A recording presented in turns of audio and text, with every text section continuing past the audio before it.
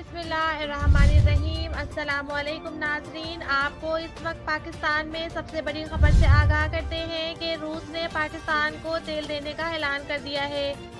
ہمارے ذرائع کے مطابق یہ اعلان روس کی وزارت خارجہ کی جانب سے کیا گیا ہے۔ ساتھ میں روس کی جانب سے تیل کی ادائیگی ڈالر کی بجائے ریال میں کی جائے گی۔ ناظرین، جیسا کہ آپ کو معلوم ہے کہ امریکہ نے دنیا پر روسی تیل خریدنے پر پابندی لگا رکھی ہے، اسی وجہ سے روس نے بھی امریکی ڈالر میں لین دین بند رکھا ہے۔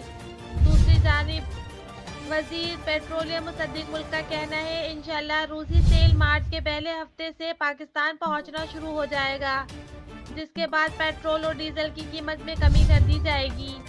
پیٹرول کی قیمت میں کمی سے ملک میں جاری مہنگائی کنٹرول میں آ جائے گی۔ مزید خبروں اور تجویزوں کے لیے ہمارا چینل اکثر نیوز ٹی وی کو لازمی سبسکرائب کریں اور شیئر کریں۔